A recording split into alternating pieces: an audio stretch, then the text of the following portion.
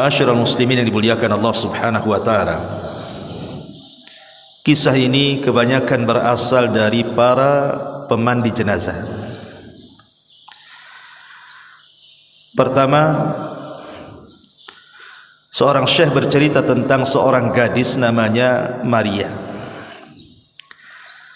Gadis ini sangat cantik, bahkan memiliki kulit yang sangat putih sekali.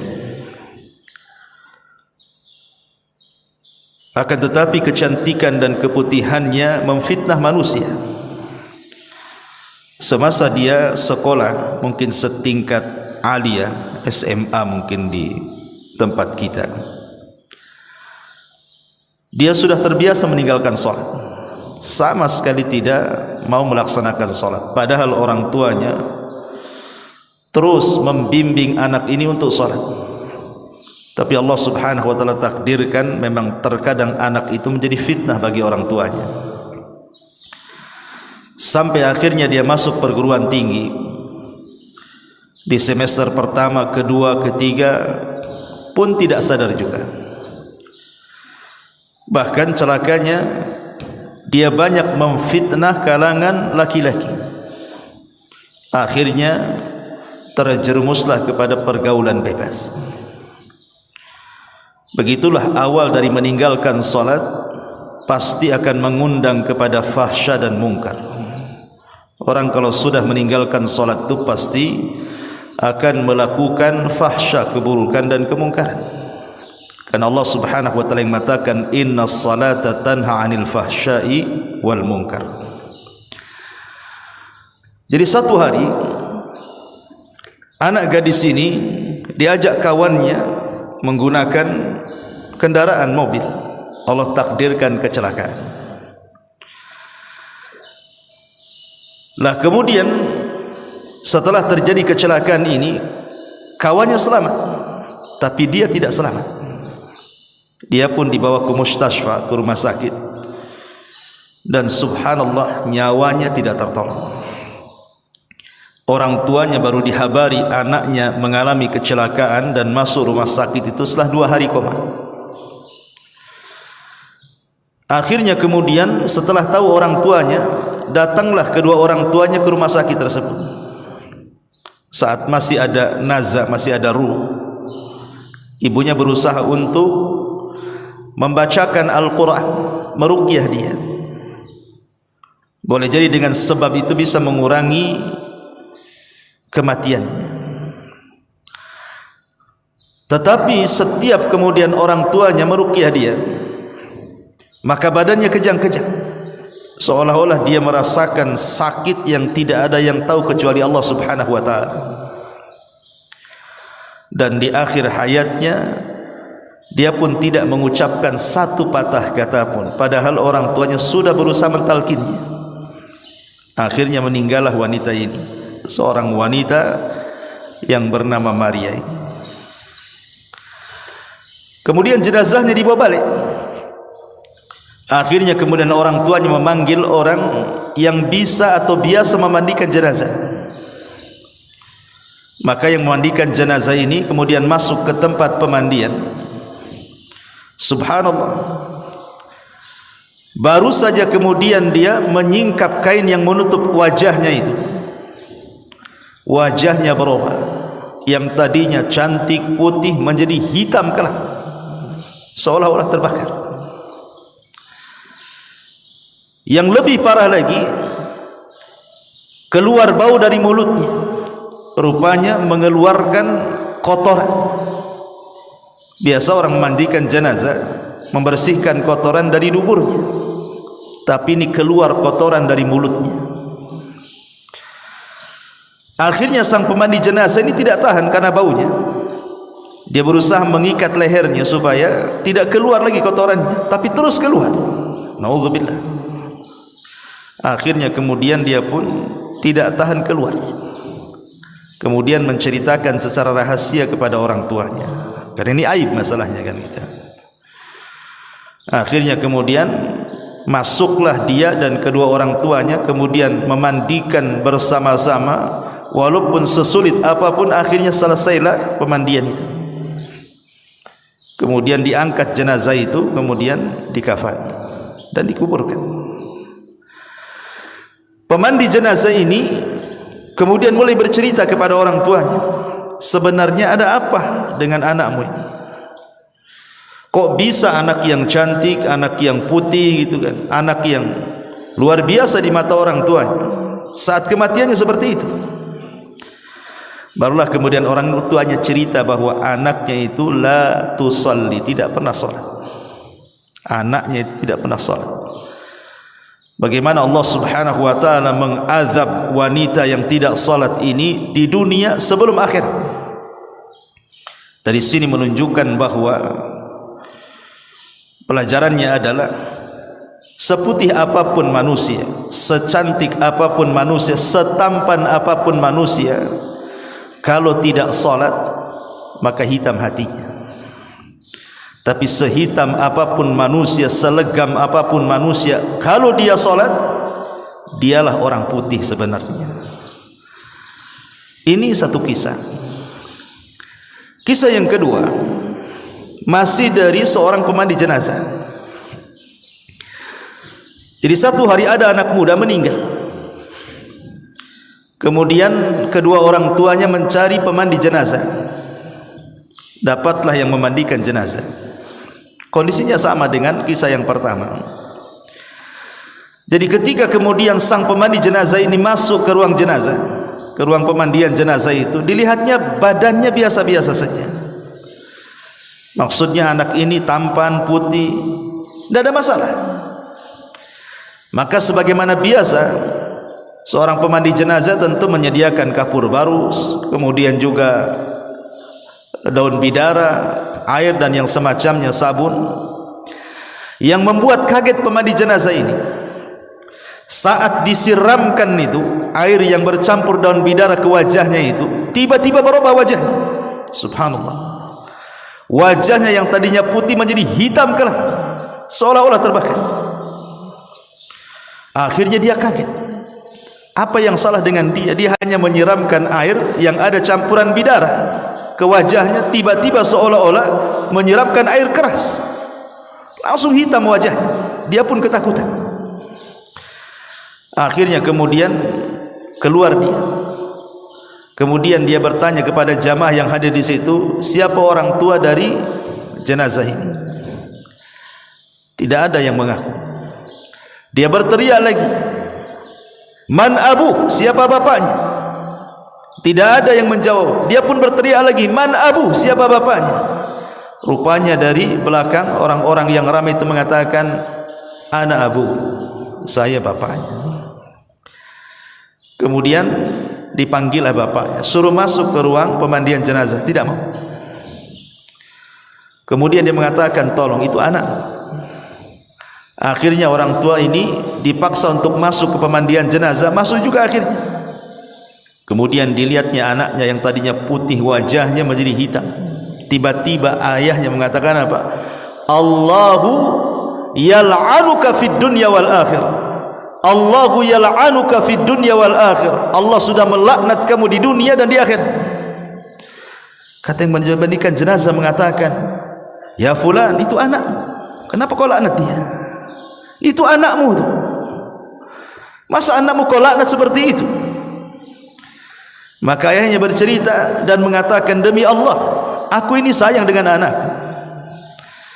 Tetapi setiap aku suruh dia salat, dia tidak mau salat. Kupaksa dia salat, dia malah melawan kepada diriku. Allahu yal'anu fid dunya wal akhirah. Semoga Allah melaknat dia di dunia dan di akhirat, katanya. Maka yang mandikan jenazah terus mengatakan, jangan kau laknat dia, doakan kebaikan dia. Jangan seperti itu anakmu. Akhirnya dia baru sadar. Kemudian orang tua ini menangis. Selepas itu kemudian sepakat orang tua dan yang mandikan jenazah agar jangan menceritakan kepada siapapun. Kemudian jenazah ini dikafani, dibawa ke kuburan. Kemudian sampai di kuburan, yang masuk ke liang lahatnya ini saudaranya. Ketika sudah sampai di liang lahat, itu jasad itu ada di liang lahat tuh. Di antara sunnah memasukkan jasad ke liang lahat adalah mengarahkan wajah ke kiblat. Itu di antara sunnahnya. Subhanallah. Ketika ini dia hendak mengarahkan wajahnya ke kiblat, ada gerakan di wajahnya. Kaget dia. Kok ada gerakan di wajahnya? Seolah-olah dia hidup, padahal dia mati. Rupanya setelah kemudian dilepas, wajahnya tiba-tiba berputar 180 derajat. Berputar, tidak mau mengarah ke kiblat. Diputar lagi, terputar lagi ke arah lain. Sampai 3 kali, akhirnya ketakutan nih. Kemudian dia pun naik ke atas kuburan. Dia mencoba mentelpon ahlul ilmi, ulama, meminta fatwa. Ini gimana nih? Wajahnya enggak menghadap kiblat, asih berbalik ke arah ke belakang kiblat gitu kan. Akhirnya para ulama yang ditelepon dia memberikan fatwa, sudah, kalau memang tidak bisa diarahkan, kuburlah seperti itu. Akhirnya dikubur seperti itu. Kemudian setelah dikubur seperti itu, kemudian ulama yang ditelepon ini oleh saudaranya ini bertanya, aku belum pernah ditanya fatwa soal jenazah yang seperti ini. Saya mau tanya baik-baik, kenapa dengan saudaramu itu? Kenapa seperti itu? Maka saudaranya mengatakan, demi Allah wahai Syekh, orang tua kami mengajari kami baik, mengajari kami solat, menyuruh kami solat, tapi saudaraku yang satu ini tidak mau solat. Kata sang ulama, oh boleh jadi ketika dia benci kepada Allah, Allah benci kepada dia. Ketika wajahnya diarahkan ke kiblat, tidak mau mengarah ke kiblat, maknanya Allah benci dengan dia. Kemudian dia membacakan hadis, man ahabba liqa Allah ahabballahu liqa'ah, wa man kariha liqa Allah karihallahu liqa'ah. Siapa yang cinta berjumpa dengan Allah, ketika di dunia dia cinta berjumpa dengan Allah. Dengan cara apa? Salat. Karena salat itu perjumpaan kita dengan Allah, ikhwan. Makanya Allah mengatakan dalam Al-Quran itu, ketika Allah subhanahu wa ta'ala mengatakan tentang orang-orang yang melaksanakan salat, memang salat itu lakabiratun illa alal khashiin. Siapa orang-orang khasyi ini? Allah katakan alladzina yadhunnuna annahum mulaqu rabbihim, orang-orang yang mereka yakin dia sedang berjumpa dengan Allah.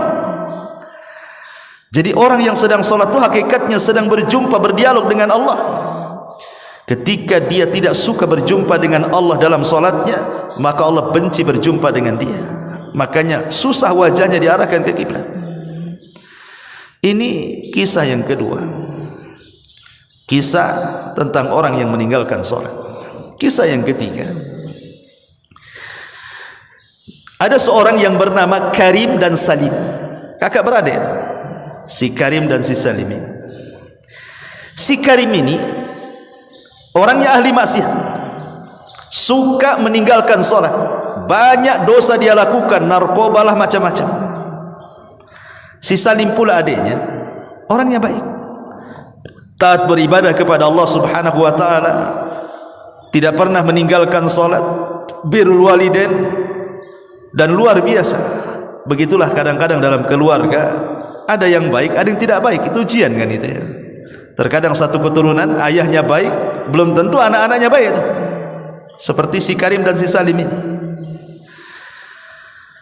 Lah akhirnya kemudian yang namanya si Salim ini adiknya, begitulah jiwa kalau sudah terbiasa baik, tentu melihat ketidakbaikan tidak akan suka. Itu fitrah itu, karena al-arwahu junudun mujannadah. Ruh itu biasanya tergabung dengan golongannya. Kalau dia orang baik, dia ingin kebaikan. Kalau dia orang jahat, pasti dia cenderung untuk melakukan kejahatan. Begitulah ruh. Jadi Salim ini tiap hari ngasih tahu si Karim, bapaknya, kakaknya, supaya sholat, meninggalkan narkoba, meninggalkan kejahatan, kezaliman, dan begitu seterusnya. Sampai pada waktunya Allah takdirkan si Karim ini kecelakaan juga, kemudian koma. Lah sang adik ini si Salim ini, karena dia orang soleh, Dia ingin mendoakan kebaikan untuk kakaknya karena kakaknya tahu tidak sholat. Maka ketika koma sudah hampir 1 minggu nih, si Salim ini datang ke rumah sakit. Dia sholat, dia berwudu, kemudian sholat 2 rakaat, kemudian berdoa kepada Allah, minta supaya sang kakak si Karim ini disembuhkan. Subhanallah, doanya orang saleh, mustajab. Akhirnya dengan pertolongan Allah Azza wa Jalla, Karim ini sembuh. Komanya, sadar dari komanya, kemudian sembuh. Setelah sembuh, subhanallah, terkadang ada orang-orang yang ditegur oleh Allah tidak sadar. Sebenarnya kalau dia paham kecelakaan itu kan Allah sedang menegur dia sebenarnya. Tapi ada orang-orang itu yang a'anzartahum am lam tunzirhum la yu'minun. Kau beri peringatan dia, kau tidak beri peringatan dia, tidak juga beriman. Ada orang-orang yang jenis kayak gini nih. Jadi setelah sembuh dari sakitnya si Karim ini, kemudian si Salim mengingatkan soal ujian dia. Harusnya kau sadar, kau ini sudah kecelakaan, mau koma, mau mati, sudah sembuh, tak mau juga sholat. Ada apa dengan kamu ini? Sampai pada waktunya, rupanya si Karim ini punya kawan maksiatnya, kecelakaan, meninggal. Akhirnya si Karim ini ketakutan dia. Sejak itulah kehidupannya tidak tenang, selalu dimimpikan dengan mimpi buruk. Sampai pada waktunya dia pernah bermimpi melihat kawannya yang sesama ahli maksiat itu sedang diazab Allah Subhanahu wa taala dalam mimpinya. Naudzubillah.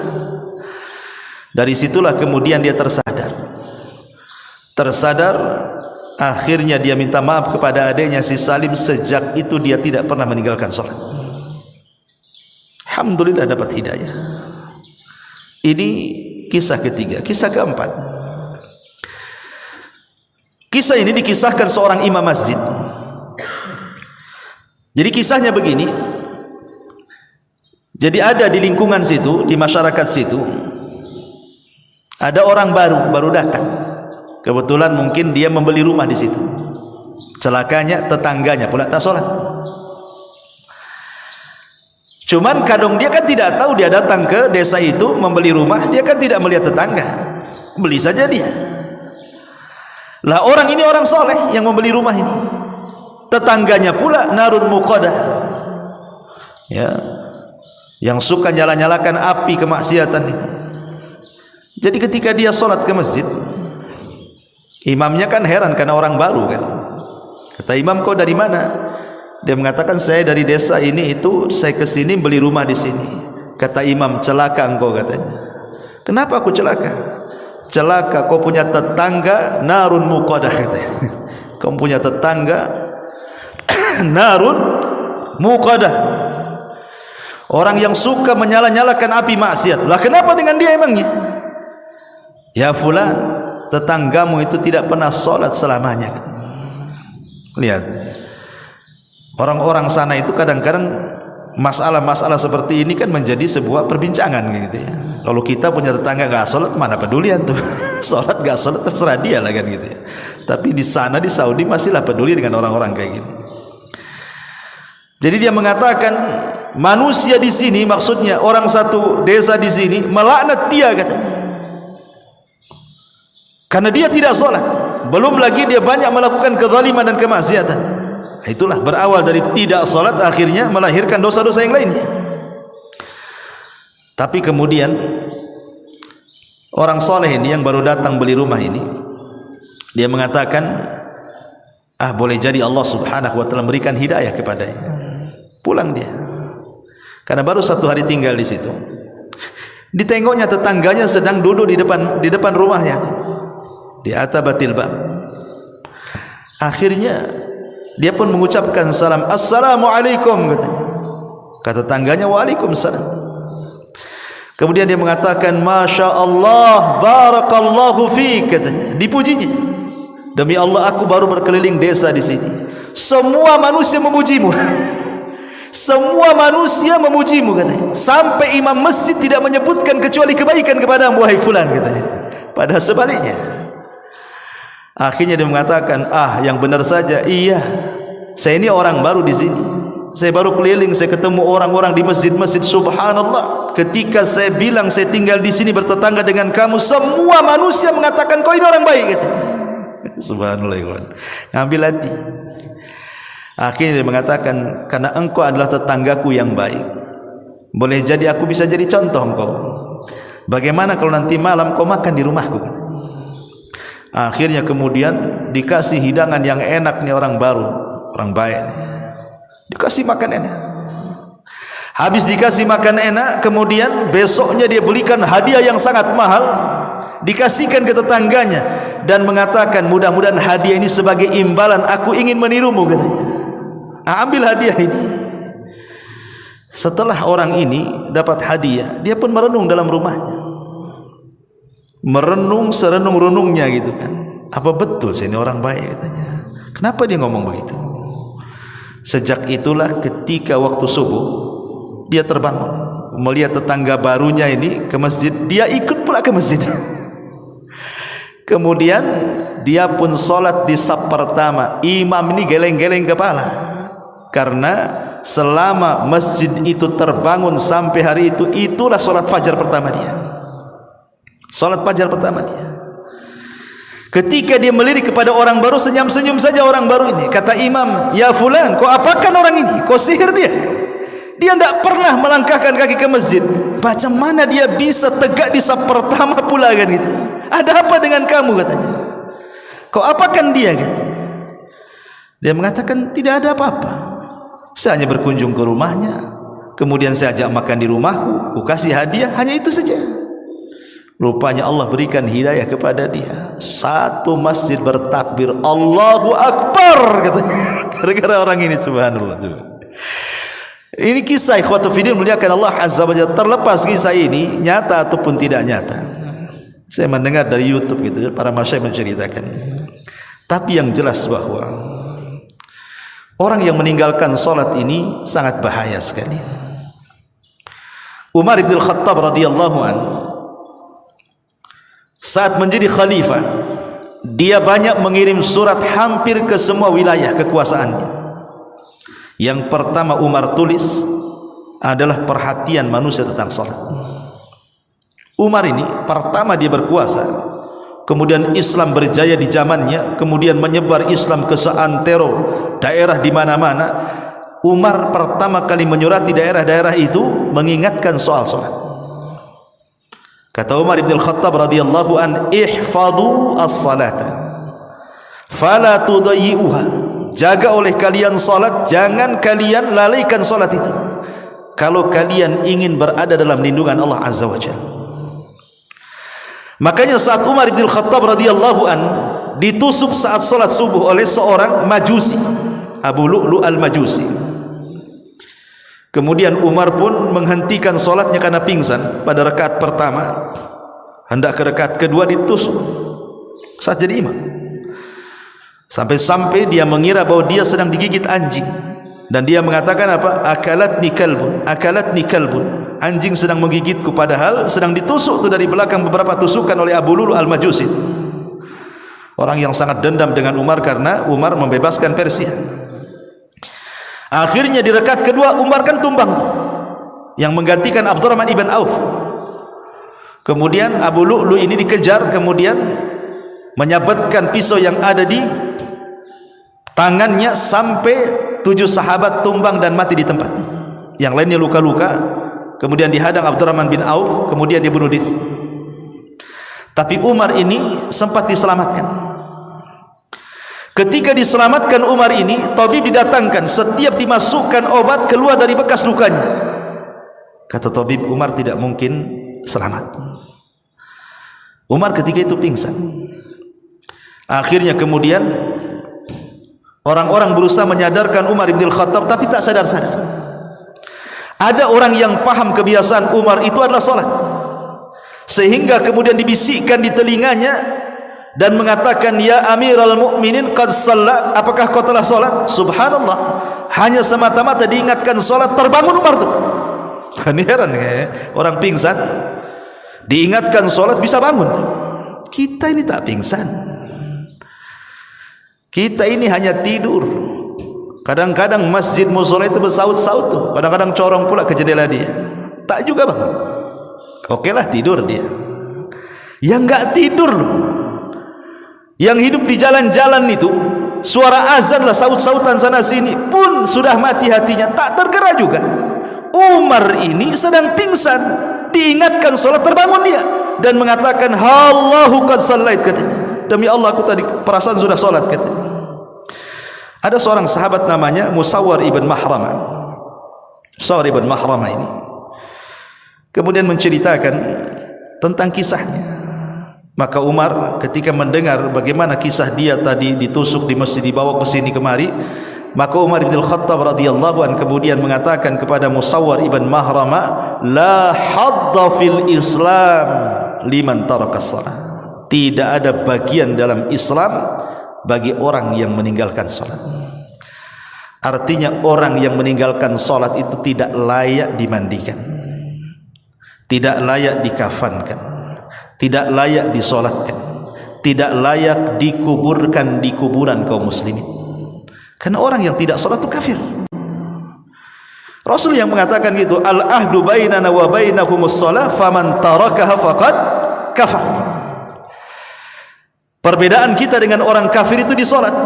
Siapa yang meninggalkan solat, kafir dia. Makanya Syekhul Islam Ibn Taimiyah rahimahullahu ta'ala menukilkan ijma, konsensus ulama, kesepakatan ulama, man tarakas salata jumlatan faqad kafara ijma'an. Siapa yang meninggalkan solat secara jumlah, maknanya lebih banyak meninggalkan dibandingkan melakukan, kafir secara ijma' ulama. Tidak ada khilaf. Yang menjadi khilaf ulama tentang orang meninggalkan solat apakah dia kafir atau tidak itu yang meninggalkan sekali-kali. Dia solat tapi meninggalkan sekali-kali. Apakah orang yang meninggalkan sekali-kali ini kafir atau tidak? Disinilah terjadi khilaf ulama. Tapi orang yang meninggalkan solat lebih banyak dibandingkan yang melakukan, kata Ibnu Taimiyah, ijma', sepakat konsensus ulama, kafir, tidak ada khilaf ulama. Tapi kalau yang sekali-kali meninggalkan, di sini khilaf ulama. Kata Syekh Albani rahimahullahu taala, lihat meninggalkannya. Kalau meninggalkannya dia kufur dengan kewajibannya, kafir.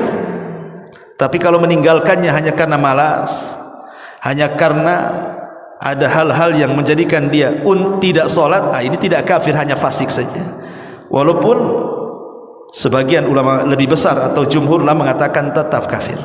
Orang yang meninggalkan solat walaupun sekali dua kali, dia harus syahadat lagi. Kenapa? Karena tidak ada satu dosa di mata para sahabat kalau meninggalkan bisa kufur kecuali solat. Tidak ada satu dosa yang kalau ditinggalkan bisa kufur di mata para sahabat kecuali solat. Artinya yang meninggalkan sekali-kali saja dikhilafkan tuh, apakah dia kafir atau tidak, kan? Bagaimana orang yang meninggalkan solat secara jumlah, apalagi secara keseluruhan tidak solat sama sekali. Ingat satu kisah yang pernah saya kisahkan waktu khutbah Jumat. Ketika ada seorang ibu menceritakan soal anaknya, kan? Anaknya dari kecil sampai remaja sampai dewasa tidak pernah senang hidupnya. Ada saja masalah. Entah masalah di pekerjaannya, entah masalah di kesehatannya, entah masalah di perjodohannya, pokoknya banyak masalah, sampai akhirnya anaknya terbaring kaku, kena stroke, tidak bisa apapun. Sehingga ibunya, namanya ibu kasihan dengan anaknya, berusaha meminta fatwa kepada ulama dan mengatakan, ya Syekh, ada apa dengan anak saya? Apakah anak saya tersihir dari kecil sehingga hidupnya saya lihat tidak pernah senang? Apakah anakku mashur disihir? Kata Syekh tidak langsung mengiyakan, dia hanya mengatakan, apa anakmu solat? Disinilah jawabannya. Kata ibunya, anakku tidak pernah solat. Kata Syekh, itulah masalahnya. Kenapa anakmu tidak pernah senang dari kecil, remaja sampai dewasa? Karena anakmu tidak solat. Kemudian Syekh menceritakan, kenapa anakmu tidak solat sehingga tidak pernah merasakan kesenangan hidup? Ingat, solat itu adalah tali yang menghubungkan kita dengan Allah. Makanya solat disebut solat, diambil dari kata silah. Silah itu artinya hubungan, hubungan antara kita dengan Allah, makanya disebut solat. Karena solat itu kita sedang berhubungan dengan Allah. Ketika tali penghubung kita dengan Allah terputus, artinya terputus juga perlindungan Allah dengan hambanya. Ketika perlindungan Allah terputus dengan hambanya, maka Allah akan menjauh darinya, tidak akan memberikan pertolongan kepadanya, tidak akan melindungi dia, dan Allah akan banyak menimpakan musibah kepadanya. Kemudian kata Syekh ini, coba bu bayangkan, kalau anakmu tidak sholat, kemudian dia terbangun di pagi hari, dia meninggalkan sholat subuh, berarti anakmu terbangun dalam kondisi dilaknat Allah dan dilaknat semua manusia. Kemudian duhur tidak sholat, dilaknat lagi siangnya. Kemudian asar tidak sholat, dilaknat lagi sorenya. Kemudian maghrib tidak sholat, dilaknat lagi maghribnya. Kemudian isya pula tidak sholat, dilaknat pula dia malamnya. Mulai dari terbangun dilaknat sampai dia tidur dilaknat. Macam mana anakmu akan mendapatkan rahmat, sementara dia dilaknat 5 kali sehari oleh Allah Azza wa Jalla? Kalau ingin anakmu mendapatkan rahmat Allah, kasih sayang Allah, diberikan kesenangan dan ketenangan, suruh dia sholat. Itu jawaban Syekh. Subhanallah. Maka dari sini saya nasihatkan siapapun yang sampai hari ini meninggalkan sholat, ingat bahwa Allah Subhanahu wa ta'ala ketika berkisah ataupun bicara soal solat di dalam Al-Quranul Karim, solat itu sebuah kewajiban yang diwajibkan secara mutlak, beda dengan ibadah yang lain. Dia tidak bisa ditinggalkan dalam kondisi apapun. Dalam kondisi perang sekalipun tidak bisa ditinggalkan. Makanya ada istilah solat khauf. Sampai-sampai Rasul mengatakan, kalau engkau bisa solat berdiri, berdiri. Tidak bisa solat berdiri, duduk. Tidak bisa solat duduk berbaring. Sampai Syekh Ibn Utsaimin rahimahullahu ta'ala mengatakan, sampai pun dia terbaring tidak bisa bergerak, kalau akalnya masih sadar, diingatkan masih dia menangkap ingatan dia, maka dia wajib solat. Dengan cara apa? Membayangkan. Kecuali kalau akalnya sudah hilang, cerita nggak apa, nggak ada cerita lagi. Tapi kalau akalnya masih bersarang di otaknya dan diingatkan dia masih ingat, solat. Sampai seperti itu, karena solat itu kewajiban mutlak masalahnya, tidak bisa ditinggalkan dalam kondisi apapun. Makanya saya heran, ada orang kerja di bengkel penuh dengan oli, kemudian diingatkan solat. Kenapa kau tak solat? Nggak bisa, kotor nih, banyak oli katanya. Emang oli najis kecuali kau kencing di celana? Iyalah kan itu.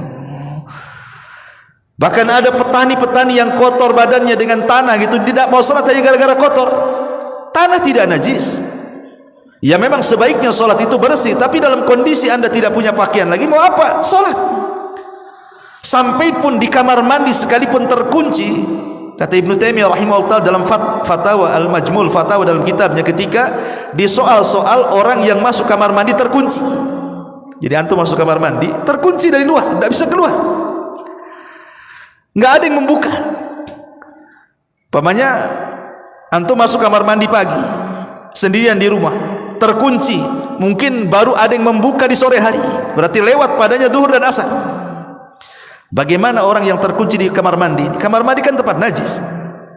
Apakah kemudian dia harus menunggu orang yang membukanya sampai maghrib, ataukah dia solat? Kata Ibnu Taimiyah, solat di kamar mandi. Solat di kamar mandi, karena dia meninggalkan 2 waktu nantinya, zuhur dan asar. Kenapa demikian? Karena meninggalkan kewajiban itu lebih berdosa dibandingkan melaksanakan yang diharamkan. Itu kaidahnya. Tarkul wajib asyad min irtikabil muharramat. Meninggalkan yang wajib itu lebih parah dosanya dibandingkan melakukan hal-hal yang diharamkan. Solat di kamar mandi haram, tidak boleh. Tapi meninggalkan solat lebih parah lagi dosanya. Itu maksudnya. Maka tetap solat. Dari sini menunjukkan apa? Kewajiban solat itu adalah kewajiban mutlak. Bahkan Nabi SAW mengistilahkan solat itu kan tiangnya agama.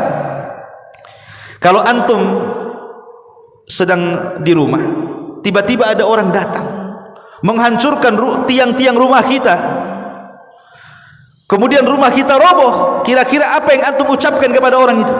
Antum bisa marah kan, bisa emosi lah kan itu. Masa rumah dirobohkan?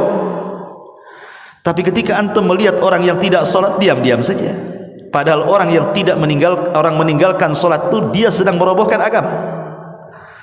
Kita marah dengan orang yang merobohkan rumah kita, tapi kita tidak marah dengan orang yang merobohkan agama. Coba bayangkan, kan aneh itu. Rasul yang mengatakan as-salatu amududdin, sholat itu tiangnya agama.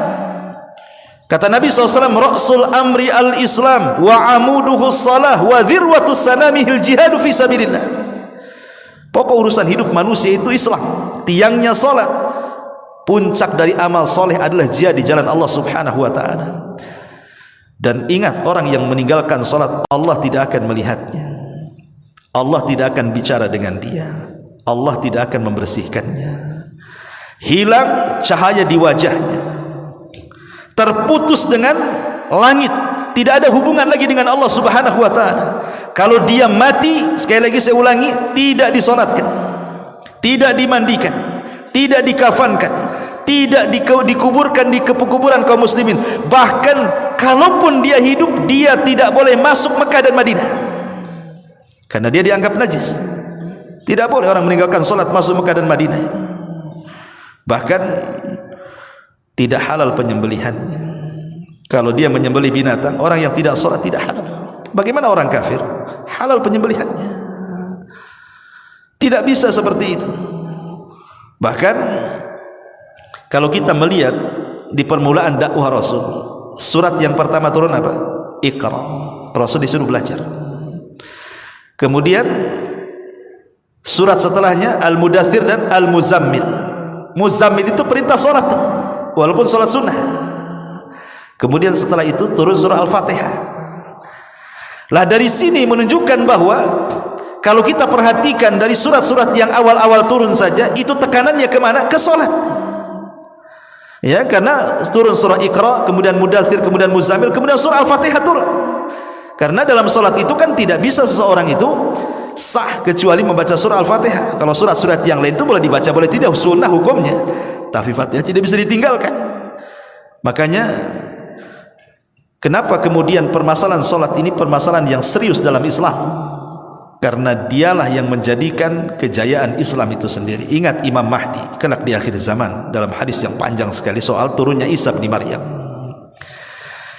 Ketika pasukan Dajjal itu mengepung pasukan Imam Mahdi di Bukit Tursina,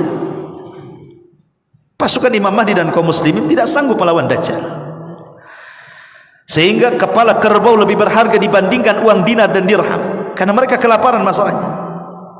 Sampai akhirnya pasukan Al-Mahdi mengatakan kepada Imam Mahdi, kalau kita tetap bertahan di bukit ini kita akan mati sia-sia, sebaiknya kita bertempur hidup mulia atau mati syahid. Akhirnya mereka sepakat, menang kalah besok turun. Ketika di waktu subuh adzan dikumandangkan, tiba-tiba langit gelap. Kemudian dari langit ada cahaya, rupanya Isa bin Maryam turun diapit dua malaikat. Kemudian menemui kaum muslimin yang ada di Bukit Tur. Ketika itu qomat mulai dikumandangkan. Kemudian Imam Mahdi mengatakan, taqaddam ya ruhallah, silahkan kau yang jadi imam wahai Isa. Tapi Isa menolaknya dan mengatakan, setiap kaum ada imamnya, kau saja. Akhirnya Imam Mahdi yang menjadi imam. Kemudian Nabi Isa menjadi makmum di belakang Al-Mahdi, salat fajar. Kemudian setelah itu, setelah selesai salat, Isa mengusap semua wajah pasukan kaum muslimin di bawah kepemimpinan Al-Mahdi dan menyebutkan tempat tertinggi di sorga. Bukan mereka akan masuk sorga, tapi menyebutkan tempat tertinggi di sorga. Maka berbahagialah orang-orang yang diusap Isa bin Maryam kala itu. Maka setelah itu mereka turun gunung, kemudian menghancurkan tentara Dajjal, dan Dajjal mati di tangan Isa bin Maryam. Syahidnya apa di sini? Kemenangan peperangan Al-Mahdi dan juga Isa melawan Dajjal dilakukan setelah salat fajar. Syahidnya di sini. Makanya ada seorang jenderal Israel dimuat dalam majalah. Dia mengatakan kalau seandainya salat subuh di Palestina itu sebanyak salat Jumat, kalau setiap masjid di Palestina salat subuhnya sebanyak salat Jumat, Israel akan tumbang dengan sendiri, karena kekuatan ada di situ. Artinya Kalau kita cerita tentang kekuatan-kekuatan Islam, Islam harus jaya, Islam harus kuat. Kalau masjidnya kosong, menghayal Anda. Kekuatan itu ada di masjid. Makanya kata ulama mengatakan, kalau seandainya manusia itu bisa mereka merekatkan kekuatan dalam masjid, itulah kekuatan yang hakiki umat Islam itu. Karena mereka sedang menyambung hubungan mereka dengan Allah. Disitulah Allah memberikan pertolongannya. Jadi salat ini perkara yang sangat penting sekali. Jadi saya nasihatkan kepada siapapun yang mendirikan salat, bertobatlah kepada Allah Subhanahu wa taala, karena hukumannya di dunia ada sendiri, di kuburan ada sendiri, di padang mahsyar ada sendiri, bahkan di neraka disediakan satu neraka yang disebut dengan sakor. Masalakakum fi sakor. Kenapa kalian bisa masuk neraka sakor katanya? Apa jawaban penduduk neraka sakor? Qalu lam naku minal musallin. Karena kami tidak salat. Bahkan suatu hari Nabi SAW pernah diperlihatkan satu azab kubur yang mengerikan. Dilihatnya Nabi SAW ada orang yang ditelentangkan. Dia sedang terlentang tuh satu orang. Kemudian di sampingnya ada orang berdiri membawa batu. Kemudian batu itu dibenturkan di kepalanya sampai hancur. Kemudian orang yang membentur batu ini pergi mencari batu lain. Setelah dapat batu lain, datang lagi, kepalanya sudah balik lagi semula. Dibenturkan lagi, cari lagi batu, datang lagi, bentuknya menjadi semula lagi.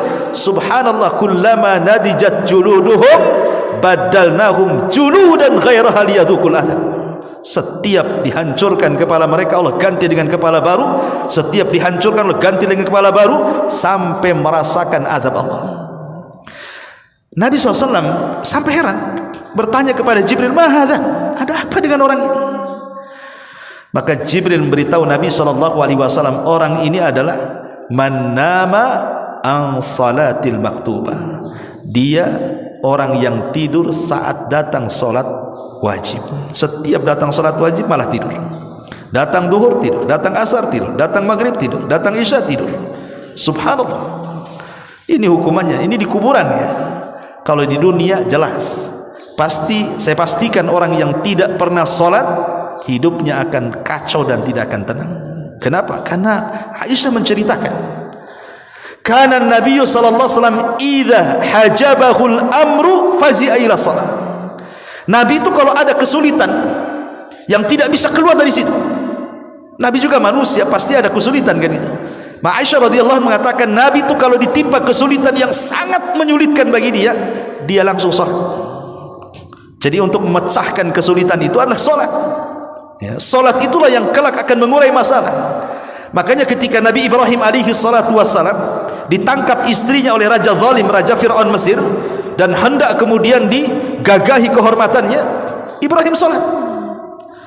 Dia munajat kepada Allah untuk diselamatkan istrinya. Akhirnya istri diselamatkan. Makanya kata para ulama mengatakan bahwa puncak daripada setiap kebingungan, puncak dari setiap permasalahan dunia, karena Anda tidak salat. Karena Anda tidak salat. Sampai seorang syekh bercerita, ada pengusaha kaya raya sakaya-kayanya, kaya raya ya, tapi kekayaannya tidak bisa menenangkan hatinya. Banyak masalah, masalah anaknya, masalah istrinya, masalah kesehatannya, masalah perusahaan, padahal kaya, hidupnya tidak pernah tenang. Jadi dia punya karyawan orang kulit hitam. Karyawan ini orang kulit hitam, gajinya paling rendah sendiri di perusahaannya. Di antara staf-stafnya dialah yang paling rendah sendiri penghasilannya, gajinya itu. Tapi dia pandang, dia pula yang paling enjoy kerjanya. Enggak ada beban, enggak ada keluhan, enggak ada apa-apa. Jadi pemilik perusahaan ini heran, memanggil orang berkulit hitam itu. Aku lihat kok tenang-tenang saja hidupmu, kok biasa saja, kok gaji paling kecil, tapi saya lihat paling banyak tertawa, paling banyak tersenyum, enggak ada beban bagi hidupmu. Apa rahasiamu katanya? Dia mengatakan, tidak ada apa-apa wahai Tuhan, saya hanya berusaha menjaga 5 waktu sholat, itulah rahasia ketenanganku. Sejak itulah dia meniru orang yang berkulit hitam yang karyawannya itu. Subhanallah, disitulah rahasia di balik keajaiban salat. Subhanakallah bihamdika asyhadu an la ilaha illa anta astaghfiruka wa atubu ilaik. Allahu ta'ala alam. Assalamualaikum warahmatullahi wabarakatuh.